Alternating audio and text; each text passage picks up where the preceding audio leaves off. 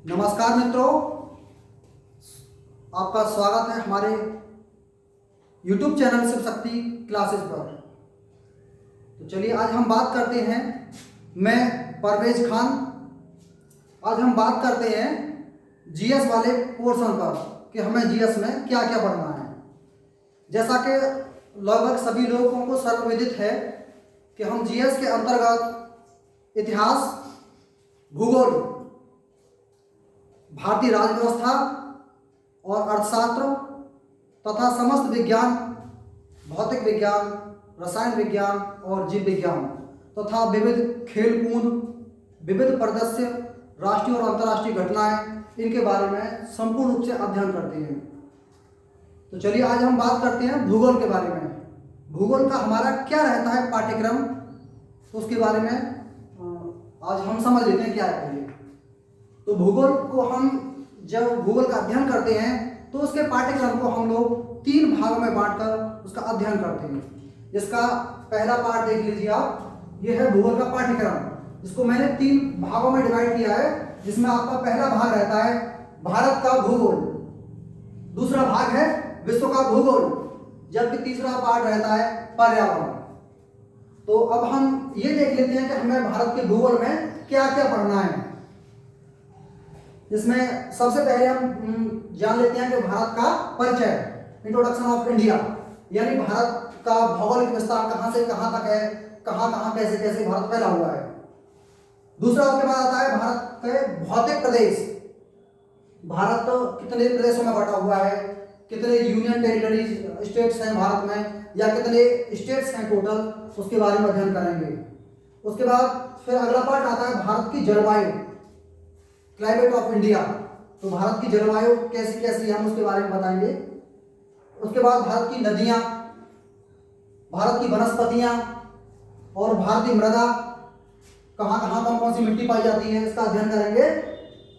फिर भारतीय परिवहन प्रणाली, भारत की जनजातियां, कौन कौन सी जनजातियां कहां कहां किस स्टेट्स में कहां कहां पाई जाती हैं।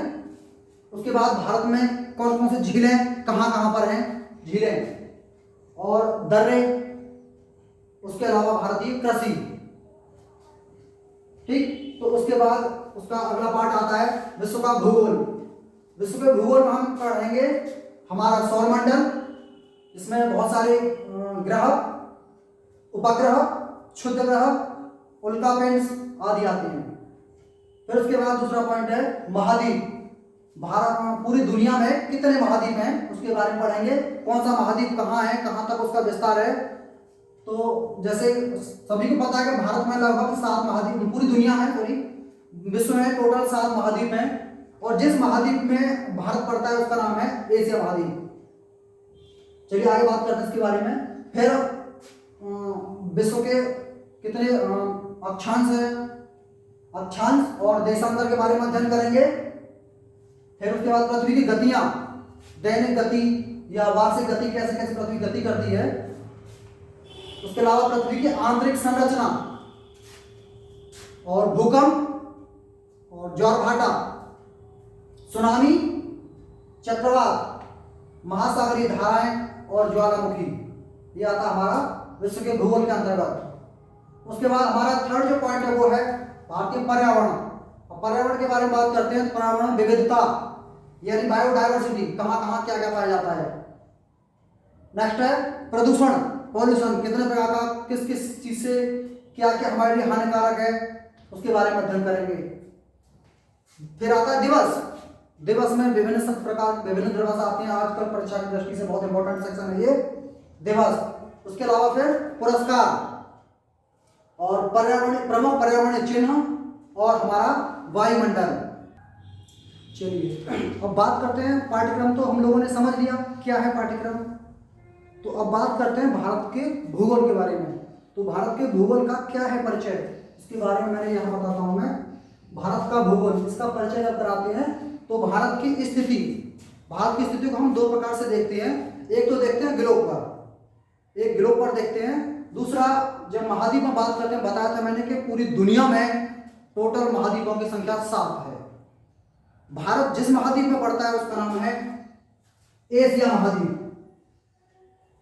भारत जहाँ स्थित है वो है एशिया महाद्वीप।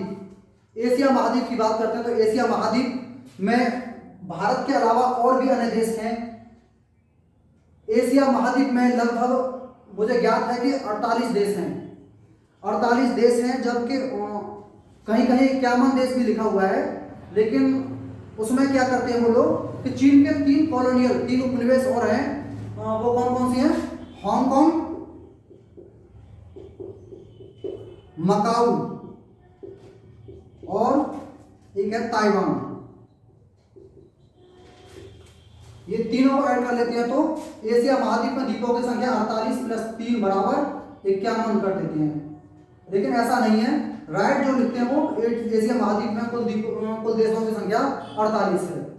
जिसमें अब बात करते हैं एशिया महाद्वीप। हालांकि मेरे पास नक्शा नहीं है, अभी साधनों का अभाव है। जैसे ही मुझे नक्शा वाला जो पार्ट अवेलेबल होगा तो मैं फिर उसमें आगे बताऊंगा कैसे कैसे पड़ता है। तब तक समझ लेते हैं कि जो एशिया महाद्वीप का जो दक्षिण वाला पार्ट है, साउथ में, भारत उस वाले पार्ट में पड़ता है। तो एशिया महाद्वीप के दक्षिण वाले पार्ट में भारत के अलावा और भी हमारे देश हैं जो एशिया महाद्वीप के दक्षिण में पड़ते हैं। जिसमें हम बात करते हैं उन देशों की, वो कौन कौन से देश हैं। चलिए तो आगे बढ़ते हैं। विश्व में कुल महाद्वीपों की संख्या कितनी है? 7। जिसमें एशिया महाद्वीप की हम बात कर रहे थे तो एशिया महाद्वीप में कुल देशों की संख्या बताई मैंने, कितनी बताई? 48। जिसमें चीन के 3 उपनिवेश और अलग से हैं और उन्हें भी हम मिला लेते हैं तो कुल देशों की संख्या एशिया महाद्वीप में कितनी हो जाती है? 51। वो 3 उपनिवेश कौन कौन से उसके बारे में मैंने लिखा है। वो जैसे कि एक हांगकांग, दूसरा मकाऊ और तीसरा ताइवान है। तो इस प्रकार 51 हो जाते हैं।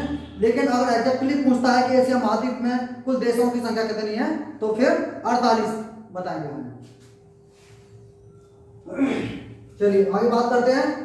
भारत की स्थिति एशिया महाद्वीप में कहाँ पड़ती है? तो भारत एशिया महाद्वीप के दक्षिण वाले पार्ट में स्थित है। अच्छा, भारत के अलावा और भी हैं जो एशिया महाद्वीप के दक्षिणी पार्ट में पड़ते हैं। वो कौन कौन से हैं? तो मैंने लिखा है एशिया महाद्वीप के दक्षिणी भाग में भारत के अलावा अन्य 7 देश और भी शामिल हैं।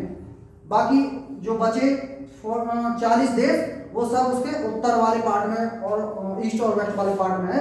साउथ वाले पार्ट में एशिया महाद्वीप के में केवल 8 देश हैं, जिसमें एक भारत और भारत के अलावा अन्य 7 देश और भी हैं जो मैंने लिखे हैं। इसमें कौन कौन से हैं? वो नंबर 1 मालदीव, दूसरा बांग्लादेश, भूटान, श्रीलंका, पाकिस्तान और नेपाल, उसके अलावा अफगानिस्तान। चलिए मित्रों तो आगे बढ़ते हैं।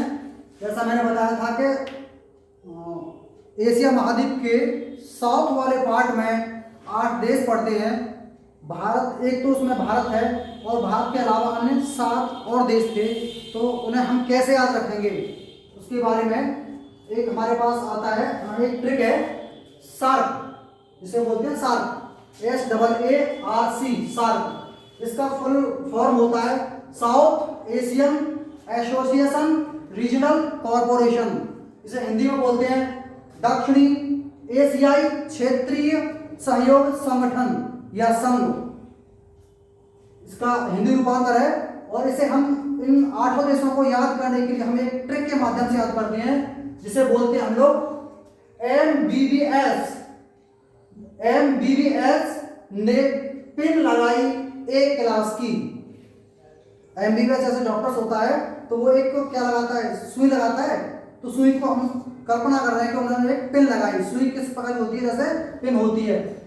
तो कैसे लगाई उन्होंने? अच्छी क्वालिटी की, यानी A क्लास की। तो हम उस तरीके से याद कर लेते हैं MBBS ने पिन लगाई A क्लास की। जैसे M फॉर मालदीव, तो मालदीव। M फॉर कुछ लोग कहते हैं म्यांमार, लेकिन म्यांमार नहीं है भाई। म्यांमार यहाँ अलग साउथ में नहीं पड़ता है, म्यांमार अलग वाले पार्ट में है।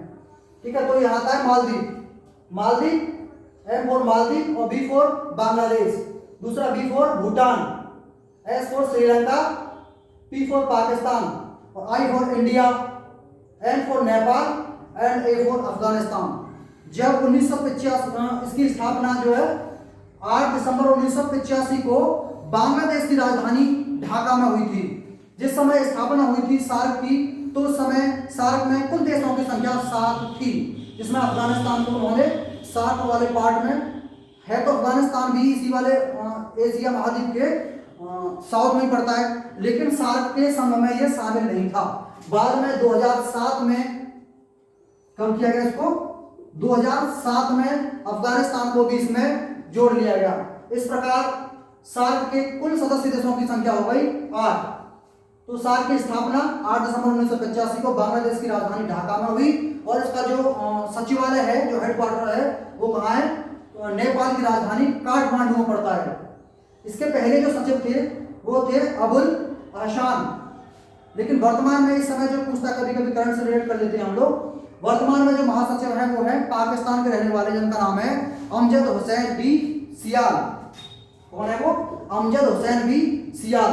अब तक टोटल महासचिव जो बने हैं उनकी संख्या कुल 13 है, जिसमें 13वें नंबर के हैं अबुल, क्या नाम उनका, अमजद हुसैन बी सियाल। और इसका 1985 के बाद में शिखर सम्मेलन होते रहे हैं, तो अब तक टोटल इनके 18 शिखर सम्मेलन कंप्लीट हो चुके हैं, जिसमें 19वां शिखर सम्मेलन जो पाकिस्तान में होना था, ये कब होना था, जब वो भारत और पाकिस्तान के बीच युद्ध हो रहा था। उस समय इलेक्शन जब आने वाले थे, ये लोकसभा चुनाव 19वीं लोकसभा के, तो उस समय वहाँ एक लड़ाई हुई थी, इसमें हमारे सैनिक मारे गए, 44 सीआरपीएफ के सैनिक मारे गए थे उस समय। तो उस समय पाकिस्तान होना था, प्रस्तावित था, लेकिन उस समय ये निरस्त हो गया था।